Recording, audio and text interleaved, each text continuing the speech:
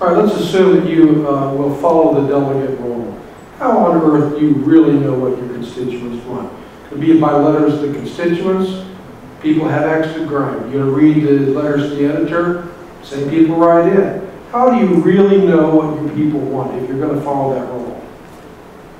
Well, usually the congressmen represent about 700,000 people. And for this to really happen, they have to be able to live where they are and know what these people want and what their views are and what they want from their government.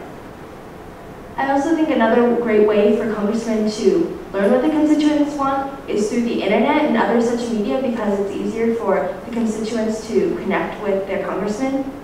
Another example would be that congressmen have constituent services, which is an office of people who can help respond to letters from their constituents and really kind of find out what they want.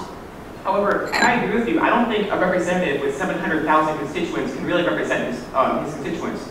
And especially in our district, Representative David Wu has to represent the metropolitan Portland area and the more rural coast areas. And so he can't balance both of those. I think we should have smaller constituency bases so representatives can exactly know who they're representing. In most of the world's democracies, they've adopted a parliamentary system, but in recent years, in Israel, for instance, the voters vote separately for the prime minister and for their own member of parliament. And the British system becomes more like the American system with every passing election. Why do you think the parliamentary systems are moving closer to a presidential system? Well, personally, I would disagree with you that the British Parliament is becoming more like a presidential system. And in converse, I would argue that the American presidency is becoming more like Parliament. Through amendments such as the 12th Amendment and the 24th Amendment, both of these place more role in the House of Representatives in deciding whether or not if the president should need to resign or who should become the president. Because of this, I would argue that we are becoming more like a parliamentary system of government. To clear up what my colleague just said, I think he meant the 12th, 20th, and 25th Amendments in the U.S. government. Under the 12th Amendment, if there are two elections and there's no majority, then the president can be decided on in the House and the Senate decides who the vice president becomes. However, this has really never been used. I agree. I think that the reason that British Parliament is becoming more like a presidential system is that it's the nature of executives to be cults of personalities and be elected based on their own, based on their characteristics. And you see like Presidents Jackson, Jefferson, President Obama, they all ran on their characteristics of their personality, and that's just the nature of an executive. And we see this happening more in Parliament. There's going to be an election on May 6th, and the three major parties, Labor, Conservative, and Liberal Democrat, the three leaders, Gordon Brown, the current Prime Minister, Nick Clegg, leader of Liberal Democrats, and David Cameron, leader of the Conservatives, they all have put a more public face and had a debate because they're trying to bring about garner more support for their party through a public face representing them. Do you think the bit of partisanship in Congress today is partly a consequence of the way that the congressional districts are drawn? I definitely believe that gerrymandering has led to increased polarized politicians in our House and Senate. Because gerrymandering creates safe districts, incumbents are often re-elected, and the real battle is fought out in the primaries, which tends to produce more radical, extreme candidates. As a result, the incredible hyperpartisanship that you described is definitely present in both the House and the Senate. For example, in the House of Representatives on the recent healthcare bill, the vote was entirely partisan. No Republican voted in favor of the bill. And I agree with Catherine in that this is mainly due to the effects of very skewed district lines. Do you think that the 22nd Amendment regarding limiting the president's term has had any impact upon the president's power with respect to Congress?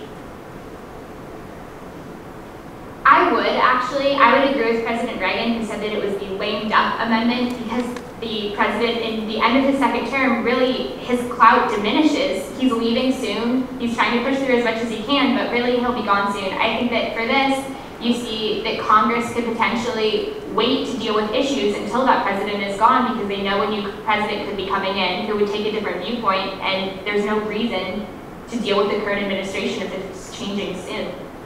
I disagree. Before President Roosevelt and afterwards, there have been no presidents who were in office for 2 terms. And I think that just because of the tradition of having a 2-term president, which was started by George Washington, it hasn't changed at all because no other president other than President Roosevelt even had more than 2 terms. Well, I disagree with Peter. In Federalist 72, Hamilton talks about the issue of a term limit, and he essentially says that having a set presidency with definite ends for this term and mandates such as this can only be detrimental to the presidency. One of these examples is that an ambitious president would try to secure more power because he simply would not want to give his presidency up, which would be devastating to the United States government.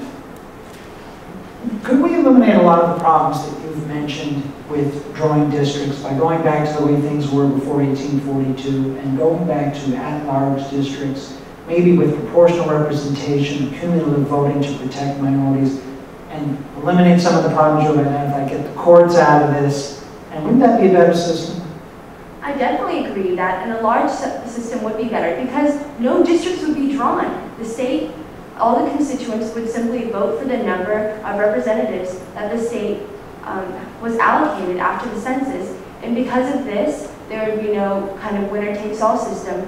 The representatives would be chosen based on the percentage of people that voted for them.